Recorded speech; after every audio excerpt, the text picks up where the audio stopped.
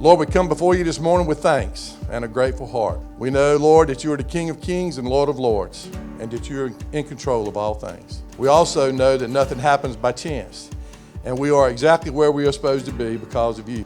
We are certainly blessed to live in this beautiful place that you have created. We see your handiwork in so many different settings. The dawn of a new day with beautiful sunrises, the ending of the day with awesome sunsets that fill the sky with colors that only can be mixed by you. So I'm glad to be here to be able to introduce Mr. Woodard as a very, very good friend of mine.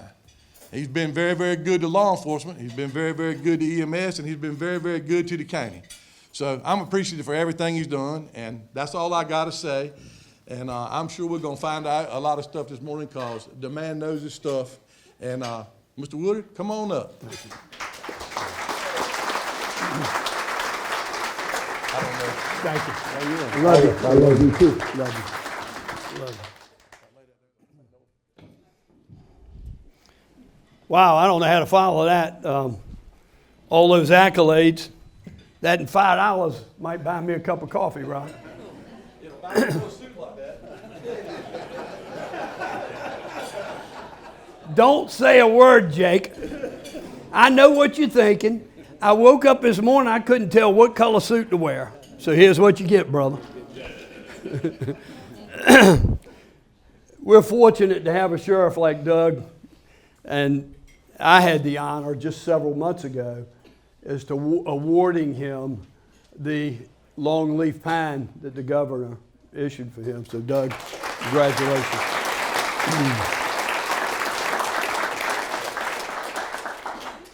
I always do this. I've done it every year. Good morning, Dare County. Thank y'all all for being here. I really, really appreciate it. This means a lot. When I became chairman, I said I was committed to doing a stewardship report that had never been done before. Doug said 7 years in this venue. But Donna, the first 3 years I was chair, I did it under chairman's comments at a board meeting. I think this setting, people say, why don't you do a bigger setting? I look around this room, I see how close y'all are. I like this. This is perfect. 225, 226 to be exact.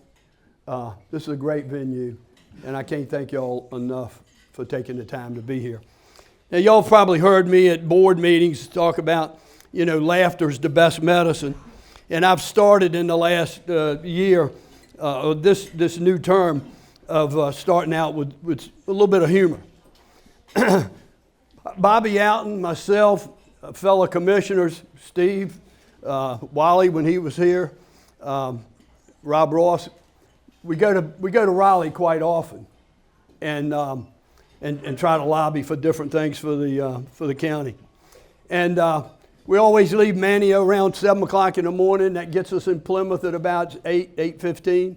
We like to get a biscuit there and some coffee for the ride, and that'll hold us over until we get to Raleigh and meet, and then have some lunch a little bit later. Well, when we go, we always stop at Bojangles in Plymouth. Hey, y'all been there, haven't you? Oh, yeah. Well, there's always a group of men, about 7 or 8 men, that go there for breakfast every single morning. Every time I've ever been there, they're back in the corner. And they're telling lies, and they're talking about this golf game, and talking about that big fish they've catch. Well, there's something different happened this one morning, and one of the elderly gentlemen told his buddies, he said, man, my wife and I, he said, Ralph, we've been married for over 50-some years. And the guy said, man, that's fantastic.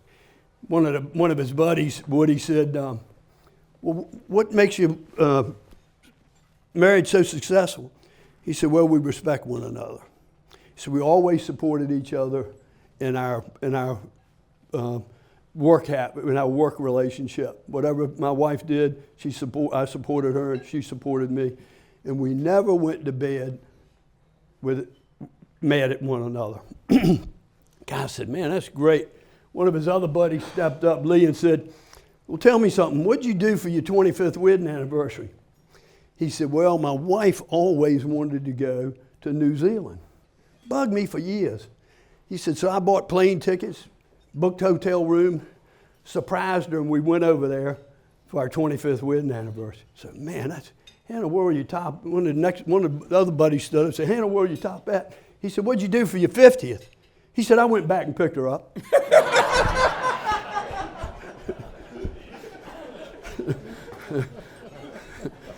I love humor. I love humor. I don't make these up, I just tell them. I don't make them up, I just tell them, guys. Rob got on my case at the last meeting. He said, man, you forgot your joke. And I pulled one out real quick. I couldn't do this for the last two and a half months without our public information officer, Dorothy Hester, Caitlin. Caitlin's back there. She's making sure I work this thing right. And Stephanie. We've been working on this for two and a half months because we want to make sure we get you, Craig, the right information because we're proud of what we accomplished in 2024. And we look forward to our challenges in 2025. This is what I'm going to cover this morning. Just give you a quick overview of what I'm going to cover. And before I do that, I represent District 2, KDH, Kill Devil Hills, and Nags Head.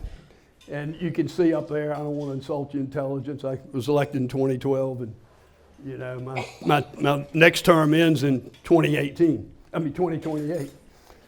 Let's roll, Caitlin. Our Vice Chairman, Steve House, District 3, Kitty Hawk, Duck, Southern Shores. Steve's been on since 2016. He's on until 2028 as well. Steve is huge as chair of the Oregon Inlet Task Force. I don't have to tell you what the Oregon Inlet Task Force has done. Steve, tell them what we keep the depth now that we have a public-private partnership on a regular basis. Tell them what the depth is. On the interior channels from Wanchese to Oregon Inlet, we are maintaining that to 12 to 14 feet. On the ocean bar, we're keeping that at 14 to 16 feet. And by the end of this month, we should have authorization from the Army Corps to go to 17 feet on the bar to keep it even more open than what it is now. Is that awesome or what? Awesome. Folks, our fishermen can go to work now. They got a highway to go to work. It's about time. If it was up to the marine fisheries, hell, this was a land of the beginnings, it'd make us the land of endings if it was up to the marine fisheries. Let's move on, Caitlin. Murray Ellen Balance. I got a lot more to say about you, Murray Ellen, a little bit later. I mean, hell, it'd take a day just to do that. So I'll skip right now and I'll come back to you. EB. I call Irvin EB. We talk every single day. Unbelievable commissioner. Savings Lab Task Force. Recovery Court. Dare Challenge. You name it. The man is all over top of it. All over top of it. Irvin, tell them how many folks we've touched with Recovery Court and the amount of money we've spent. We've got 44 graduates as of today over the last 2 years. Roughly speaking, we spent $100,000 a year appropriated from opioid settlement money, so it's not costing the citizens of Dare County a dime. You know, the good thing about Recovery Court is it touches lives. We believe in the incarceration of the individual, then we believe in the rehabilitation, and then the education. Thanks to this guy over here, our sheriff, some of the opioid money is going into the jails. And through that money, which is about $60,000 a year this year, we sent 39 people directly from the jail into long-term treatment facilities.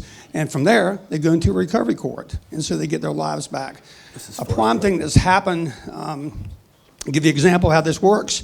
We have a girl who went through the system, graduated recovery court, is now a peer support specialist. She is a full-time mom. She has 2 jobs. She's going to the college of Albemarle under the Dare Guarantee, which is a fantastic thing. And she's getting ready to transfer to the UNC Wilmington. That's what makes lives change. One at a time, we change lives. Is that awesome? Is that awesome? That awesome? Tell me this BOC don't care. You better believe we care. We care about everybody in this county and community. All right, same thing with Commissioner Burris. I'm going to talk a little bit more about him a little bit after this, but he was elected this year from District 1, East Lake, Stumping Point, Mans Harbor, Wanchese, Manio. Mike's a great guy. I'll tell you about some of the things he's working on. Let's talk about Mr. Creef. Carson, same district, representing the same area, and I'll tell you some more about Carson. Next up, last but not least, our finance guru. He's forgotten more about finances than I ever knew, but he represents District 2 as well, Nags Head, Collington, Kill Hills. Elected in 2017. He's up for re-election in 2026. Rob, let's tell them how financially sound we are in Dare County. Well, thank you, Mr. Chairman. We are indeed financially sound, and part of that financial soundness allows us to expand, and I know it's not taxpayer money, Irv, but our support for things like Recovery Court is a story worth telling over and over. So thank you for your work on that. As many of you may know, our credit rating is extremely strong. It's extremely strong in terms of our fiscal soundness and ability to withstand risk. Part of that is what we would call our rainy day fund. Our target is about 25% of our budget. Our annual budget, if you don't know, is about just over $140 million now. We are presently at about 33%, which is a bit higher than 25, but provides us a cushion against, well, what the credit agencies look at as an inherent risk, unrelated to financials, but to our location. Storms, severity of storms. And as we all know, in the last 4 years, inflation on a compounded basis versus 2021 is up between 20 and 25%. Just go to the grocery store or try to buy something to fix the house. Well, our credit rating, as I said, is one notch below the theoretical perfect from Moody's, Standard & Poor's, and Fitch. And Dave Clausen, finance team, thank you for that, for the diligence and work you do. And I can assure you we remain very, very sound right now. So, thank you, Rob. All three rating agencies, AA+. David Clausen, I guarantee you I can count on one hand how many of the 100 counties in all of Dare County have from all three rating agencies, AA+. AA+. That's unbelievable, folks. And we're very, very fortunate to be able to have that. Here's our board. I don't have to tell y'all that, we run from a district, but we represent all of our citizens countywide, all of us countywide. Let's go back to Commissioner Balance and Commissioner Burris and Commissioner Creef. All three of those were elected this year. They've come out the gate running. All three of them. They have, in 100 days, they've been a part of supporting. Seen the black pipe on the highway on the other side of the bridge, water line? $16 million to do that project. They were part of that decision-making process. They were part of the decision-making process, Robin, to pay and buy land in Nags Head, the old bank building, so that we can build an EMS station in Nags Head. They were also critical in voting to spend the money to buy the land in Waves, the old concrete plant, so that we put an EMS station in Waves. So, Sherry, they've stepped up to the plate. They've come out the gate running, and they come out the gate running hard. And I can't thank the three of them for their dedication and service to the county. Now, you can slow down the phone calls and the emails to me every 30 minutes of the day. Let's move on. And before I cover the 5 major topics, I know this is on your mind. No question, countywide reval. Here, let me give you some highlights. We're required to do this every 8 years. We typically do it every 5. If we waited to 8, no telling what the percentage would be. But why do we do this? The state requires to do this is to ensure the distribution of the tax burden. 67% this year. 5 years ago, it was in the 40-some percent. 5 years prior to that, Ivy, it was high 20s. So if we wait 8 years, that 67 is probably going to be 80, 90. So anyhow, this is what we are. Don't freak. I've already had people say, oh my God, my taxes are going up 67%. Ain't no way in heck the Board of Commissioners is going to raise your taxes no 67%. I see you shaking your head. We're not going to do it. Ain't going to happen. Not all properties experience the same increases, and that's true. Some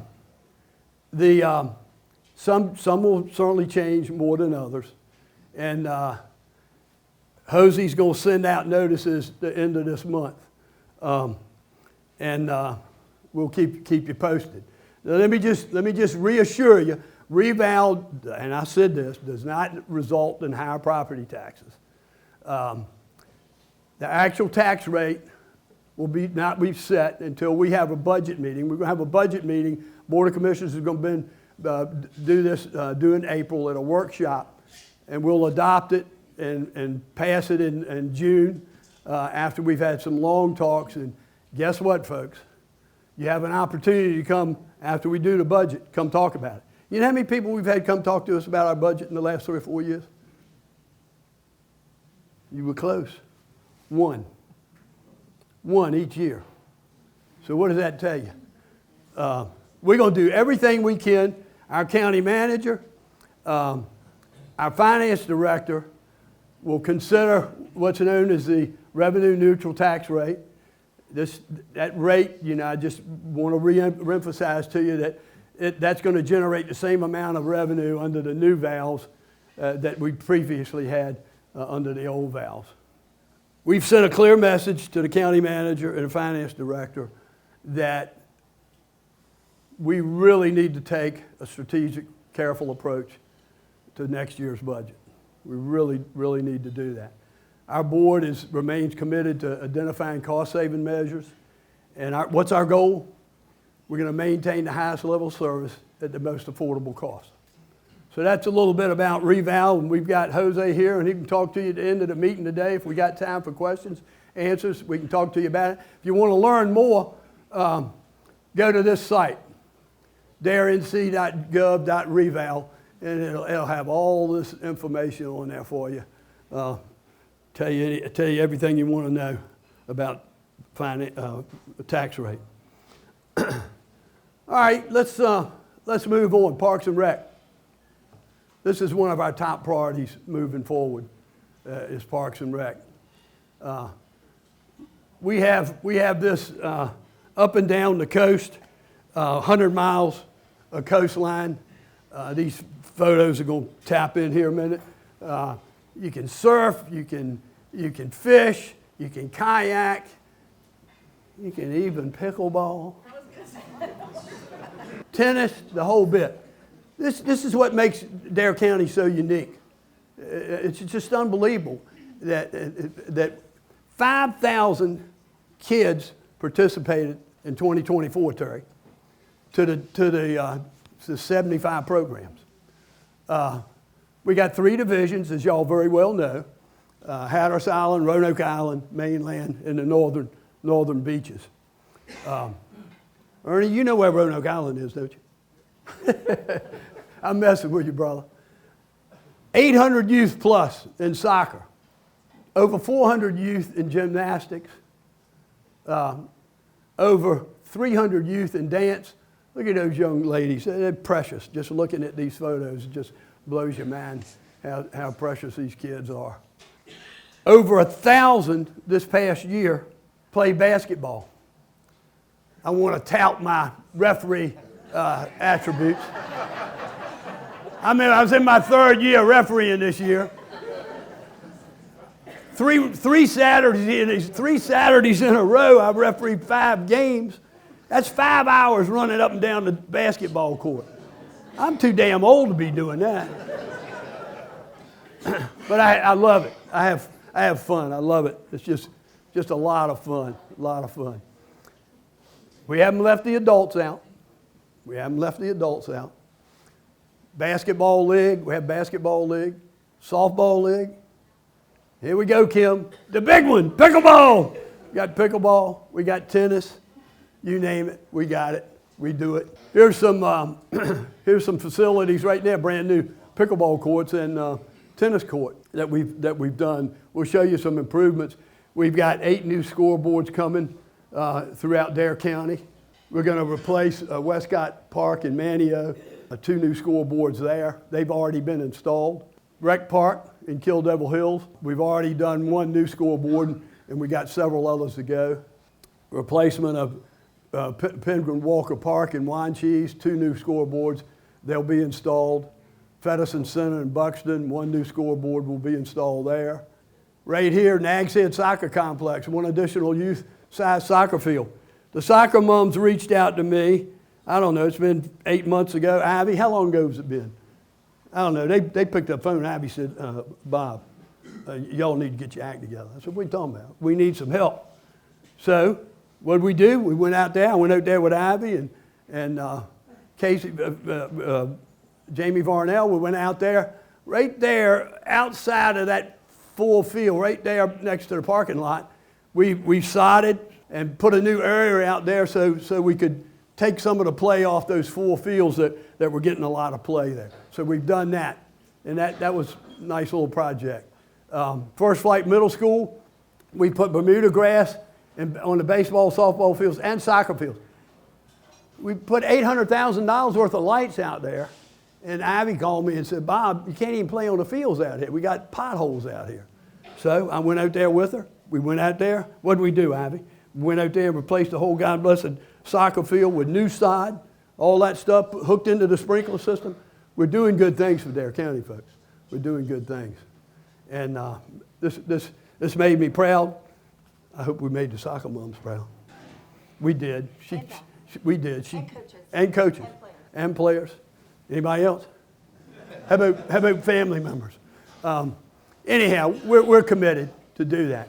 Dare County Youth Center, we just put a new roof, new siding.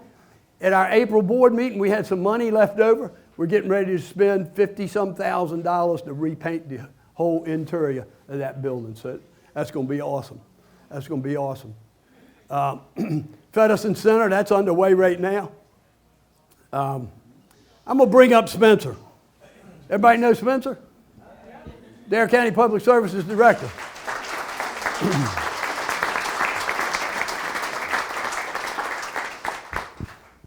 Spencer, what new projects are planned for this year that I've already have not mentioned here? So let's start with what I feel is the hub of recreation is Rec Park in Kill Devil Hills. That's where we have our most use. We are, as you said, we're re-siding and new roof and new gutters on the youth center building. We're putting a nice big county seal on that building too. So that's coming up soon. We have, we're putting a new playground there, and it's going to have a synthetic turf surface, and that'll be the first one we'll have in Dare County, first playground with that kind of surface. We also are resurfacing the tennis courts. They're our most used tennis courts in the county. We're resurfacing those in this spring break in April, and we're putting new chain link around the tennis courts as well. The outdoor restrooms are getting renovated. We have about 3 tournaments a year out there, so there'll be a higher capacity, and we can hold bigger events there. And so a lot of stuff going on at Rec Park. Feddersen Center, as you mentioned, we have new siding and new roof going on as we speak right now. We're resurfacing those tennis courts as well. They're highly used. Tennis and pickleball is booming in Hatteras Island, so we're resurfacing those as well. On Roanoke Island, at Walker Park, we are renovating Horn Field. That's the 8U field there. We're renovating that in June. And also, we are, all of our outdoor basketball courts on Roanoke Island are resurfaced and relined. They're resurfaced now. They're getting ready to be relined. That's at Westcott Park, Man's Harbor Park, and Head Start. There are 2 courts at Head Start, so a lot of stuff to come in the next 3 months. We've been real busy, as you see, so. Super. Thank you, Spencer. What's some of the takeaways from this assessment that we just recently done? So we did the needs assessment in October and November, and we got a lot of good data. The McGill Associates, the firm that we contracted with, when we visited all the parks in Dare County, they couldn't believe how vibrant and how active our community was. Just last night, I was driving in the Kill Hills Bomb area, and it's just amazing. You know, if you go anywhere from between 5 and 7:30, every one of our fields is packed with activity, sports, people walking. So it's just amazing how active our community is and how important recreation is to Dare County. I think we got that from the results in the survey. We had a 10% response rate, which is above average for surveys of that magnitude. So they're excited, we're excited. It's an exciting time for Parks and Recreation. Did you want me to go ahead and go into the master plan? Yeah, briefly, because we got a lot to cover. But try to wrap it up. So we're getting ready to do a master plan, and so we're in the implementation and recommendation phase. So we'll be doing that the next 5 months, and that's going to be a 10-year master plan for Dare County. That's going to be a guide for officials and staff, a pathway for us to figure out exactly how we want to add to our programs and facilities in Dare County. So it's a really important and exciting time right now for Parks and Recreation. Fantastic. Thank you, Spencer. Thank you.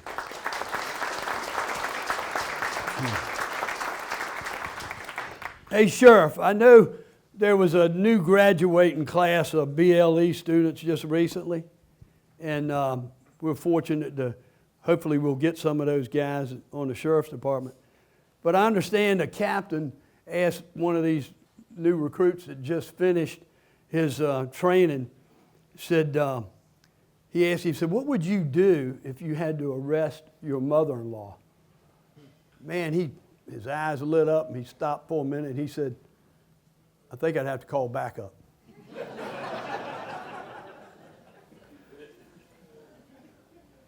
I keep walking back here and I keep looking over here, and I got to say this.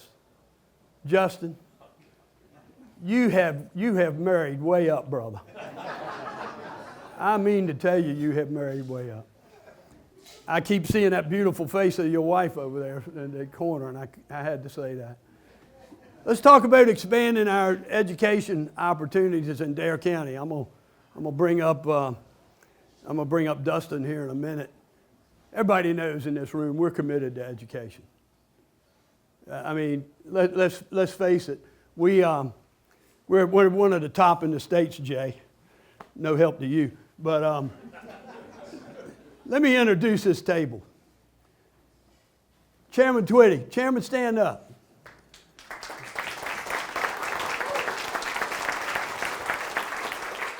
Vice Chairman Payne, stand up.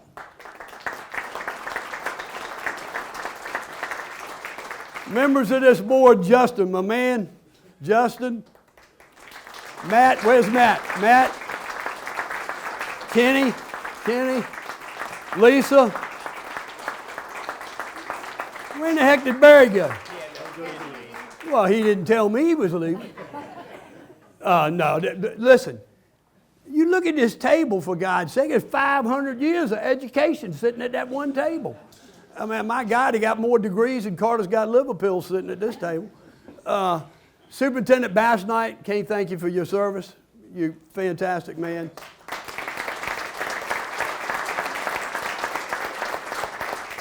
Assistant Superintendent Steve Blackstock, guess what, folks? We ain't got him much longer. He's retiring. How about that? I told him a while ago, I said, David, I told him, I said, you ain't gonna find out that you had time to work once you retire. Because it's true. And he said, well, I'm looking forward to trying that. So, last but not least at this table, we have a young lady, Caitlin Spruill. Caitlin, stand up.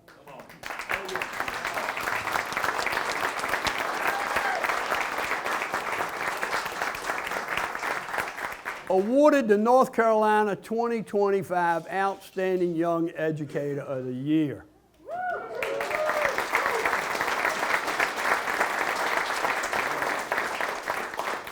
It don't get no better than that, folks. I'm telling you, don't get no better than that. What talent we have in Dare County is unbelievable. I said our commitment to education. Our funding formula was established in 2015, Bobby Alton. School board, finance director, our board. Established this in 2015, it's been used ever since. Formula is a model for North Carolina school systems all over the state. Bobby will leave this afternoon and go to Lee County and talk to them about our funding formula. It's top of the line in the entire state, folks. Nobody does what Dare County does for its school system. $1.6 million last year to increase teacher supplements. I went to Austin Seafood this summer. Lady behind the counter was taking my order. She was in tears. I didn't know who she was. She said, Mr. Woodard, I want to thank you for what your board did. I said, what's that? She said, I'm a school teacher. Y'all gave us $1.6 million in supplements. She had tears in her eyes. It made a huge difference. About $2,000 a teacher, right, guys? That's incredible. I mean, that don't sound like a whole lot, but it had her in tears, and it made her day. So we're committed to do that. Look, we do this every year. $1.4 million in school nurses and resource officers in every school in all of Dare County. Dare Guarantee Scholarship, we established that 5 years ago. How much does it cost a kid graduating from high school to go to COA and get an associate's degree and a certificate? How much does it cost? Zero. Amen. $0. We're committed to spend that $250,000 annually.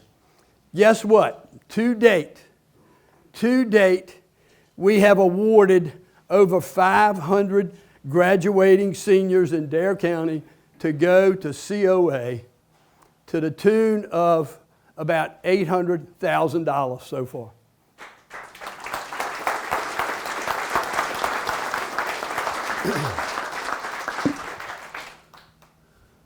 Dare County Board of Commissioners funded the new early college. This was at the request of the school board. Now, folks, this ain't coming out your pocket. This will add, as I said earlier, it'll enable students to graduate from high school with a high school diploma, an associate's degree, or either career certificate. The first class of rising ninth graders, we had 77 applicants. We're going to take 50 of them. Because that's all we can hold right now, Sweeney, at COA, correct, until the early college is built. The funding, this facilities, as I said, it wasn't taking money out of your pocket. Guess where we're getting the funds? Through the restricted sales tax revenue and the state lottery funds, guys. $25 million. $25 million. So, last year, from that 1% land transfer tax, we got about $10 million out of that deal. Dustin, come on up here. I'm going to put you on the spot and ask you a few questions. And Dustin, briefly, because I know we got a lot to cover, but can you provide us an overview of the early college facility? I can. So the early college is going to be a 2-story building. It measures 25,735 square feet, and it's designed to hold up to 300 students at full capacity. On the interior, we have lab space, we have food service operations, and both administrative and classroom areas. Fantastic. Where's the early college going to be located? It's going to be located on the same parcel of property that the Performing Arts Building is, as well as the College of the Albemarle Dare campus. How about, is there anything particular that is unique and different from the other school buildings that we have in the county? So the early college is designed to look like a building that you would see on a traditional college campus rather than a high school. In particular, the classroom spaces are dedicated and a little bit larger than most high school classrooms. The open space in the main lobby with the food service area is designed to promote student gathering and interaction. And the The food service is a grab-and-go style, which is a little bit different than your traditional cafeteria area where you get in line, grab a tray, and then move through the queue. How about the construction schedule? We got an idea about that? I do. So the tentative construction schedule right now has us starting in May of this year in the satellite parking area. Substantial completion is expected to take about 17 months, and the final completion date is around November of 2026. However, I can't stress enough that that's the tentative schedule and is subject to change depending on weather and lead times for material and equipment. Super. And where's the early college students going to be located while the new building's under construction? So when the first cohort of students start this program, they're actually going to be taking classes in the Performing Arts Building, which again is located on the same parcel of property that early college is being built on. Fantastic. Thank you so much, Dustin. Yes, sir. Thank you for the opportunity.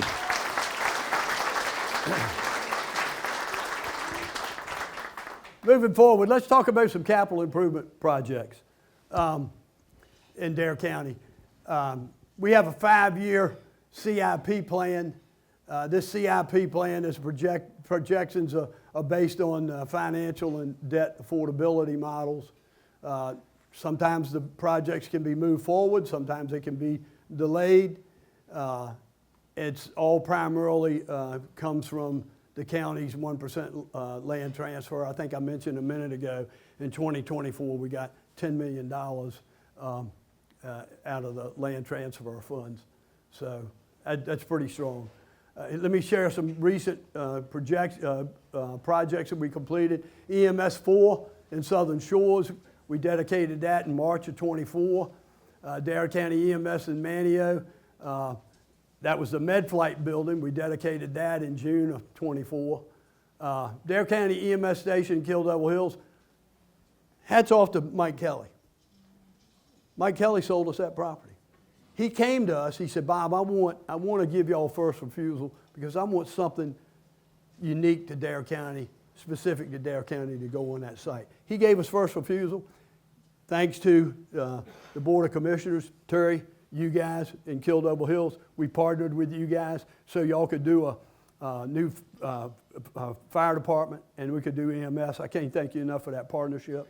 It's always great to be able to work with our municipalities that way.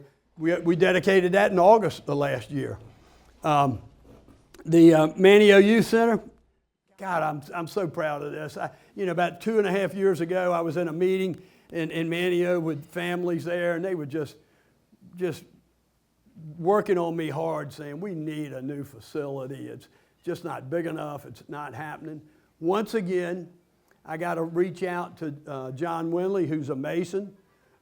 Russ Lay, who's a Mason, gave us first refusal on the Masonic Lodge there in Manio. So we bought that building so that we could specifically build a new youth center on Roanoke Island. We dedicated that just this past February. Just unbelievable. 100 kids. We can serve 100 kids there. 100 kids. I mentioned this earlier. This was a huge project. Our 3 new commissioners supported our current board to spend the money to connect Skyco water plant to the North reverse osmosis plant. You've seen that pipe. They're putting it all together. This casing that you see on the left-hand side here, they'll have that on the west side and east side of the bridge. That's just a casing for them to feed that 36-inch waterline pipe into a 54-inch pipe. I found out that plastic pipe, 36-inch pipe, actually will float in that casing. 3 million gallons a day will flow in the summertime through that pipe. And they were hoping to do it this week. It looks like it's going to be next week before they pull that pipe. They can pull it all through at one time.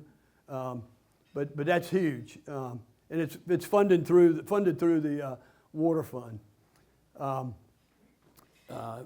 Here's what we got under construction now is in Mans Harbor. Robin, you've been by there. It's awesome, isn't it? Yeah, it's great. Great. We're hoping to open that in the summer of this year. We did Kitty Hawk Craig. That's coming along really, really good. We hope to ribbon cut that in summer of this summer as well.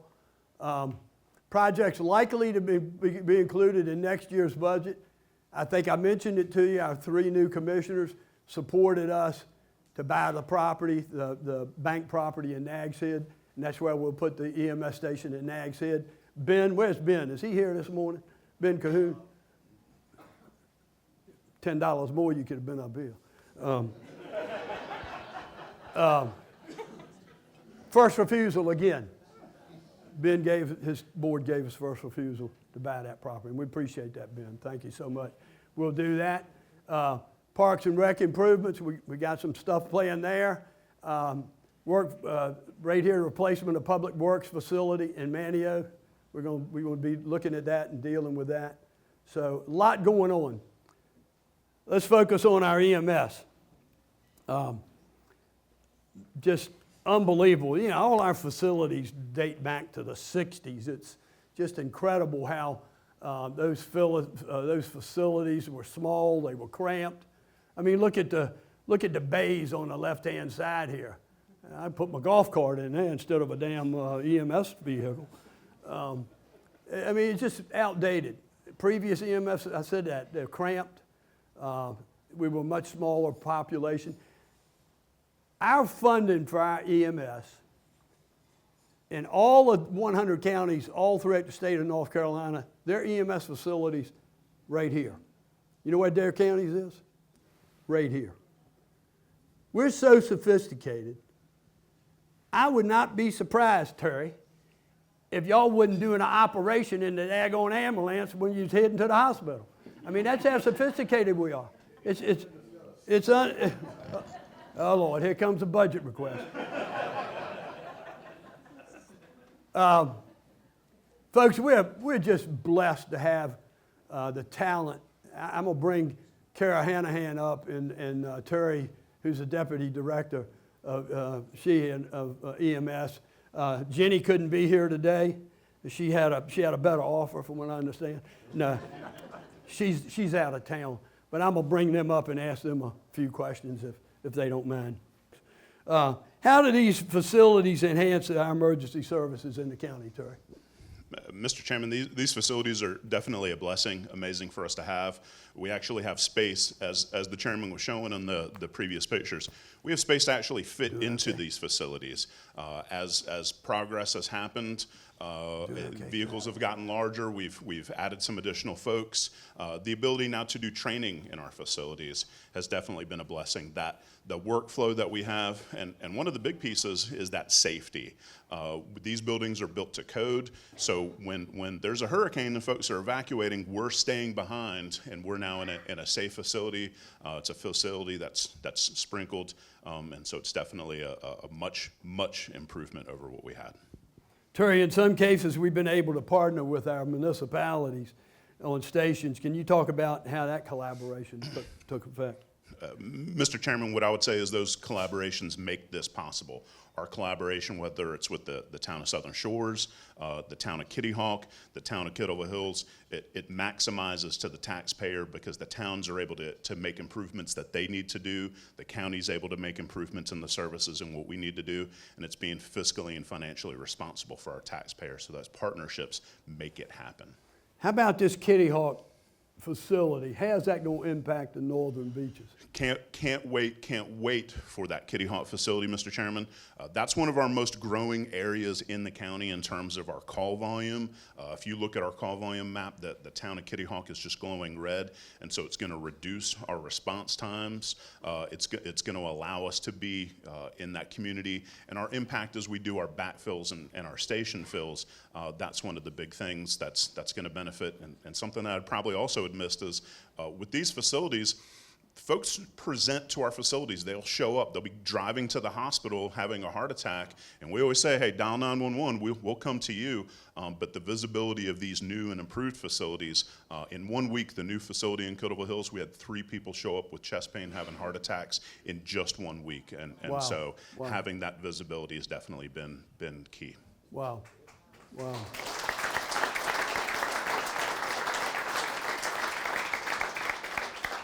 Kara, as a professional, how have these impacts and these changes have affected you, your staff and you folks? I mean, they mean so much to us. I just left the Kill Devil Hills station this morning, and I wanted to kind of give you a brief walkthrough of what we see day in and day out in the stations. When we come into the bays, there's exhaust systems that keep us carcinogen-free. The trucks do run in the bays, so that allows us to be safe, reduces our exposure. When we walk into the stations, we have locker rooms and decon rooms, so any contaminants from calls, we can clean off equipment and ourselves before we enter our living area. The living area is spacious. It accommodates varying crew sizes. Sometimes we have students before they may not have had a place to sit or set up to study. So there's really room for all of us to live in the space where we work. There is a gym, which focuses on our wellness, our health, mental health, as well as physical health. And you go back to the bunk rooms, and they're amazing. We each have our own individual bunk room, gender-neutral bathrooms, and there's a new alerting system that allows us to wake up slowly. So a red light will come on in our bunk room instead of just those tones waking us up and having that adrenaline drop in the middle of the night. So really, really fantastic. Thank you, Kara. Thank y'all. Unbelievable what they do, folks. Unbelievable.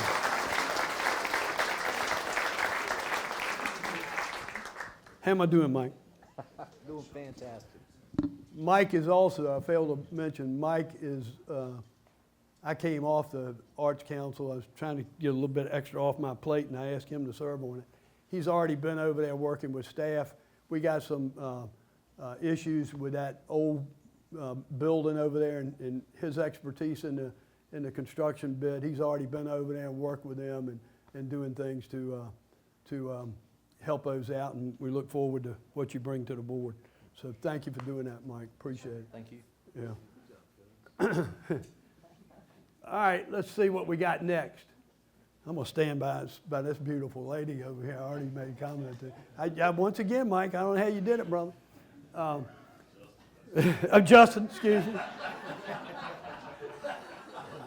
I was talking to his cousin. Remediation of the Buxton formerly used defense site. God, how long has this been going on, folks? I'm reminded of this quote by Margaret Mead.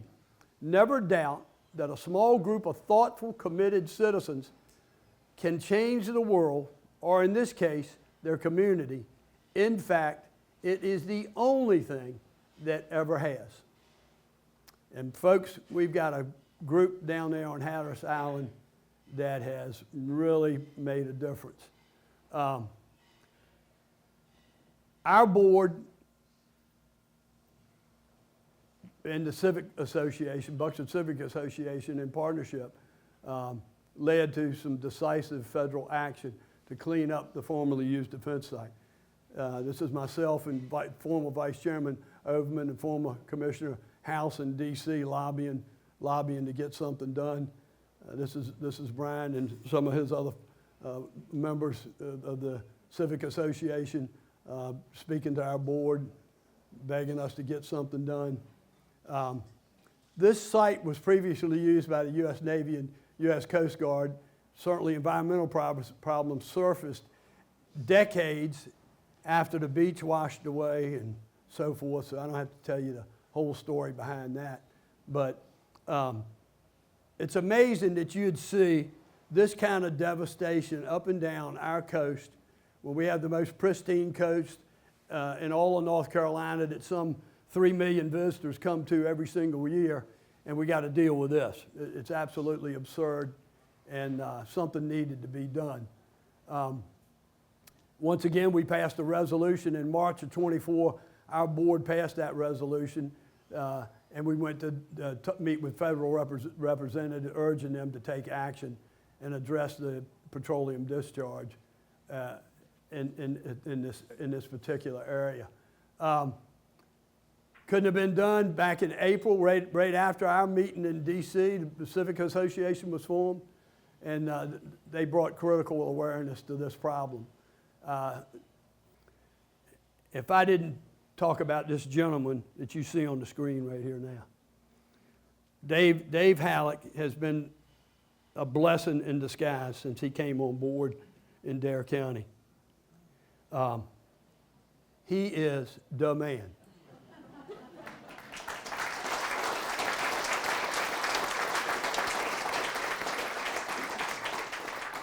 Now, the Buxton Civic Association and our Dare County Board of Commissioners, we got done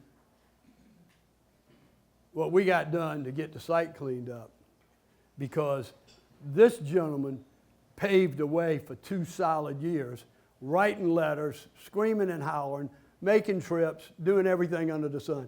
That's why this is a success, Dave, is because of you. So.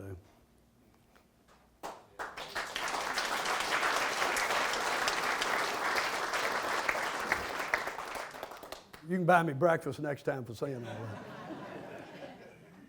I'm going to bring up Heather and Brian to talk a little bit about the Civic Association. But I'd be remiss if I didn't mention Brett's here with us. Jeff, didn't I see Jeff? There's Jeff. How about Wendy? Is Wendy here? Right there. 3 more members, folks, of that group. Oh, hey, I don't blame him. I don't blame him. I don't blame him. Brian, come on up, if you will, and let's talk. And Heather, come on up, dear. I'm going to ask them some questions, and they're gracious enough to come up and talk to me for a few minutes and fill us in a little bit more on what the Civic Association's doing on Hatteras Island. What really inspired you guys to get motivated to do I want to go back to what you just said and thank, where's Dave Halleck at? About a year ago, he called for that meeting in Buxton, and we really truly had no idea what was going on. His meeting was, he obviously needed help, and then the Civic Association was really formed after that meeting. I founded it with John Couch. You guys, I'm sure everybody knows John Couch, the OBPA. He is my father-in-law. So he was pretty fired up in that meeting. I wasn't here for the OBPA and all of John's involvement with Hatteras. But after that meeting a year ago, Mr. Halleck, that's when really things got cranking up. And there's strength in numbers. I was sending emails back and forth to the Army Corps of Engineers. And honestly, I didn't feel comfortable reading some of them, or let alone answering them without my neighbors. And that's how the Buxton Civic Association, and Heather really took this over. It was certainly the catalyst, the FUDS site. I've been terribly guilty for decades of getting around to it on this. 20 years ago, I wondered why Buxton didn't have an organization. I think I said to my husband many times, maybe when our youngest goes to school, then I'm going to talk to some people. And then when the stuff happened with the beach, Brian just took the leap, and we kind of said, let's get in on the ground floor. And it's been a year, which feels like 5 decades in 5 minutes, all at the same time. But it's been really impressive to see what a group of people working together can get done. Guys, what do y'all feel remains to be done to fully remediate the site? Phase 2 is going to be extensive. So phase 1 that the Army Corps did was getting rid of what you saw in the photos, thankfully. There was a whole lot of interpretation of legal jargon and guidelines and handbooks, and can we remove this or can we not touch this? And it really all kind of worked out that to get rid of the environmental concerns, they had to get rid of the physical concerns to get to them. But all that's been done is all you can see. And we're dealing with a lot of unseen. So phase 2 is going to be a lot more comprehensive, and they're committed to really getting to the bottom of it this time instead of getting to the ground level and burying it and hoping it never comes up again. Tell us a little bit about the Restoration Advisory Board and what you think its purpose is. I know I sit on that selection, and we've made a recommendation to the Corps, and we're just waiting to see what their response is going to be. But what's y'all's thoughts on that? Yeah. when we started diving into this, that RAB, the Restoration Advisory Board, they're on these Superfund sites.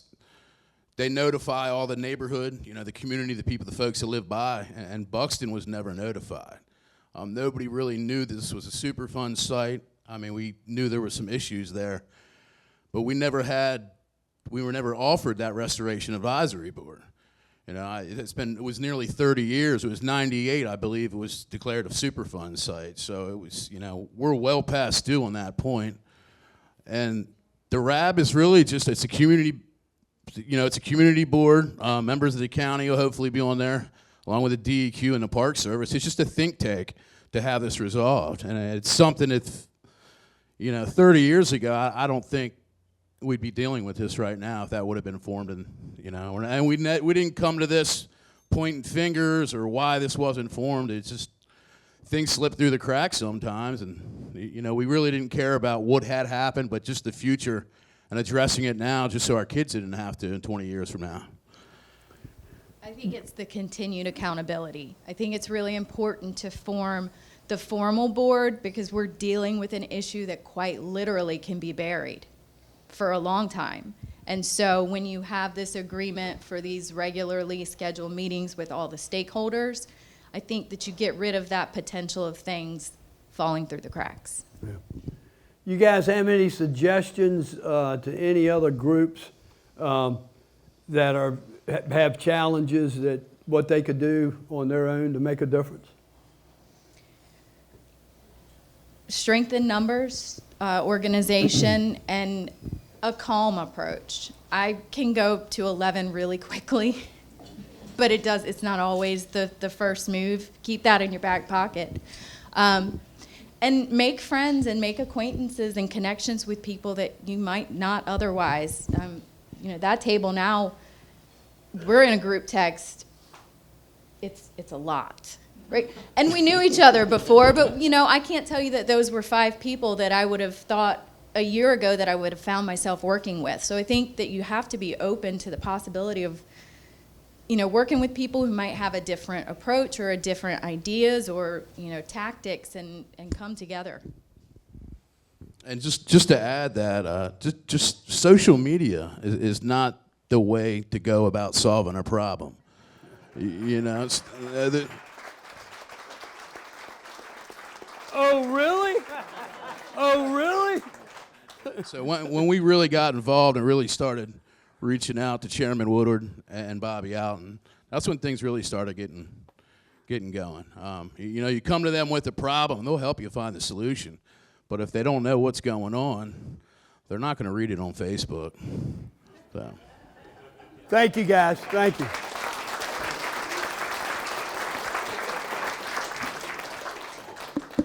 Unlike his grandma, Jeff has been a huge supporter. Jeff, thank you so much. Thank you so much. I can't never forget 5 or 6 years ago, his mother told the whole damn board they needed to resign because we weren't getting beach nourishment done in Buxton, but we finally got it, didn't we, Jeff? Can't thank you enough, Jeff, for what you're doing in the community and making this happen. Let me tell you something else that this association's doing. Let's take it another step. They're protecting Highway 12 in Buxton. Look at this growings in 2019 to 2024. Look at these photos. They're working hard to get these growings restored. Engineers, this is a good sign, folks. Engineers believe that 50% of the original growing remains intact. That is good news because that means that we can go, we meet the threshold for the state camera permits and repairs. And I'm going to put one of these groups on the spot right now, and that's Army Corps of Engineers and National Park Service. And Dave can tell you right now, and I believe Dave will say this, we don't have any problems getting a permit out of the Park Service, correct? Amen. Saw that thumbs up. Now all we got to do is work with the Army Corps of Engineers. Let's move on. Now for 1 minute, there ain't a one of y'all in this room thinking you were going to get out of here today that I wasn't going to talk about this, right? right? I remember a couple of my college buddies I played baseball with. Two of them said, they had a commitment between the two of them, said, whoever dies and goes to heaven first, you got to let me know what it's like. So sure enough, Rob, one of them passed away. And his buddy said, oh my God, he was waiting for him to call him, so he reached out. He said, man, what is it like in heaven? He said, it's phenomenal. He said, you're scheduled to pitch next Wednesday. Folks, we have got to do something to help these folks that you see up here. Fire, EMS, police, what our trades, those in the restaurant business, you name it. Pardon? Well, I ain't finished. Y'all want to give this presentation?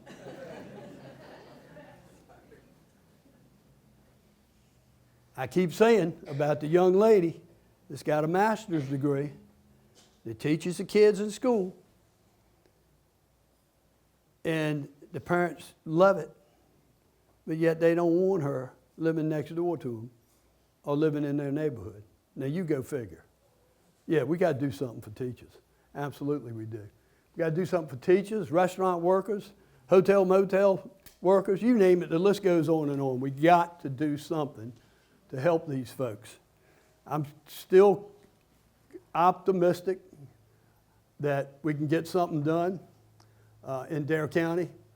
I formed a housing task force in January of 2024. I brought all the stakeholders involved. Talk about social media. Oh, Woodard's picked all his little cronies to serve on this board. No, I didn't. I picked on movers and shakers for every single industry in the county and every single municipality in the county. That's who I picked to be on that board. In April of 2024, it became the Dare Housing Task Force. I wanted the county to back off of this so that we could turn it over to the citizens and the stakeholders and the groups to make these changes to hopefully change the attitude in Dare County. Donna Creef was appointed chair, and Malcolm Fearing was appointed vice chair. I'm going to...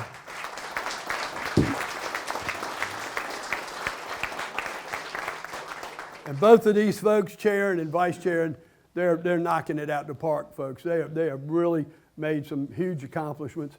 If you want to learn more, go to darenc.gov/housing, and you'll learn more about the Dare County Housing Task Force. I'm going to ask Donna to come up now and talk to me for a few minutes, if you will. There you go. Right here. Donna, I'm going to sit down and turn it over to you, but the task force met monthly through 2024 and unanimously adopted and released the report, Housing for Now and Future Generations. What do you think were the biggest takeaways from that?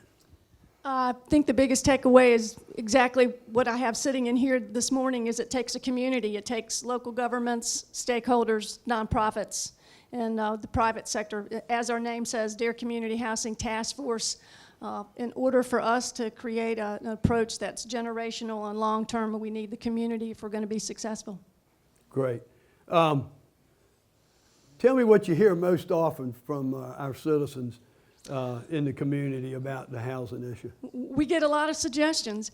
Probably the one I hear most is why don't you do something about short-term rentals? Why don't you give them a break on their property taxes? And local governments in North Carolina are not designed to give property tax breaks to short-term rentals. In order for, the idea is we'll give them a tax break so that that rental is used long-term, and the county doesn't have the authority to do that. No county in North Carolina has the authority to do that. We'd have to have special approval from the General Assembly to do that. What do you think? What do you think our greatest challenge is moving forward? Lack of year-round housing that's dedicated to year-round, limited amount of privately owned land, and community attitudes that any housing initiative is going to negatively impact their property values and their neighborhoods. Let's talk about that ECU study. Tell us a little bit more about that. So East Carolina, a group of professors had picked up on some of the press that had been over the course of the past couple of years about housing in Dare County, and they decided to do a research project on community attitudes toward workforce housing.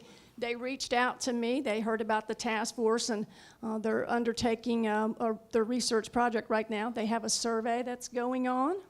I have the QR code there at my seat. Anybody who hasn't filled out the survey, please come see me for the QR code and fill that out. It takes about 10 minutes to do the community survey. Those results will be shared with the task force and probably help shape some of our outreach activities. That survey's open until April the 1st, so come see me and get the QR code. I checked with them yesterday, and they had about 900 responses so far. That's great. I think most of the folks in here are aware that the task force was selected recently.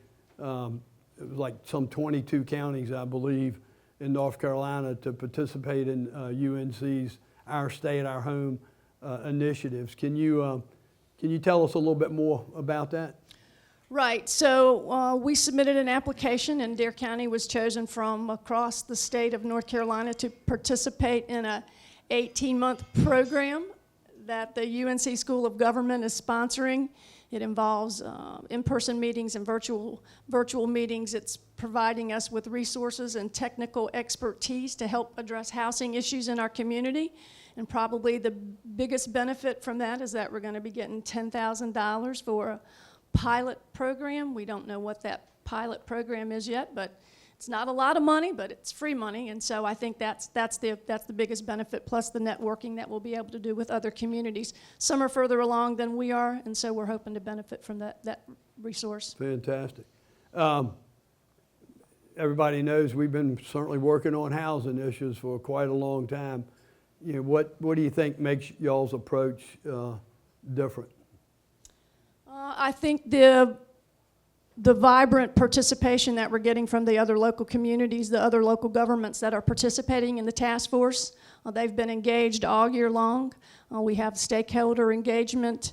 I think our focus is going to be, instead of on large complexes, we're cognizant of the fact that the community seems more supportive of small-scale projects that are reflective of the existing community development patterns. And then focusing on a nonprofit instead of a for-profit partner. Fantastic. Thank you so much, Donna. Thank you, Mr. Appreciate Chairman.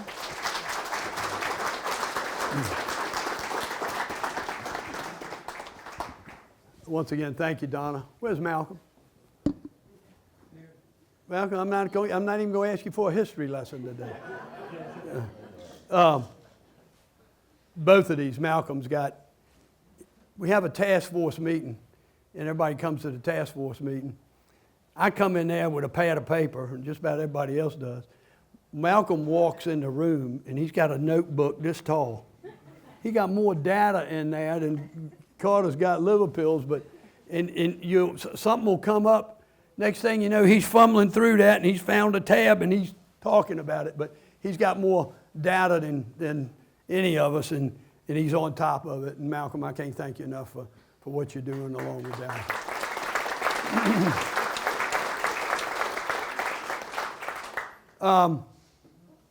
This is a big deal, folks. Anniversary time. 2026. America's 250th anniversary. If you want to know a little bit more about it, go to america250nc.com. We have formed a committee in Dare County. Dorothy's working with a lot of folks on that. So stay tuned. You can be able to go to our website and learn a little bit more about that, and that ought to be some fun times. I'm told, or I've been asked, when we had the 150th anniversary, I dressed up in the attire of that 150 year. Dorothy and then now telling me, you need to dress up like George Washington. I said, yeah, right, you're right. And give the state of the county. Who knows, I might be crazy enough to do that. Folks, everybody sitting in this room, every single human being that's sitting in this room today has a stake in this community. And you've proven it by being here year after year after year. I can't thank you enough on behalf of Dare County Board of Commissioners for your service to Dare County and your commitment to make things happen. I mean, it's all the way down to Woody with working with us with the Marine Fisheries Commission. I mean, Woody, I was passionate, and I said something the other night after the meeting that, and I still believe it. We need to do away with the commission and move on, and let's let our fishermen go to work and catch fish. But that's another day. Hopefully, we can find a way to do that. But the community needs you. Don't back down. Don't give up. Our community needs your service. No matter what you do for this county, as meaningful as you may think it isn't, it is. And you know that too, Terry. Monica, you know that as well, and Duck. Once again, thank you all for what you do for Dare County. We're proud of the community we live in. I'm proud to represent this county on this board, and I appreciate every single one of y'all from the bottom of my heart. We live in one of the greatest areas in this country, and we're fortunate. We are blessed. With all of our challenges, we are truly, truly blessed. And first and foremost, put God first. If you think of anything after today, please feel free. Thank y'all once again. I'm proud to be able to do this interview.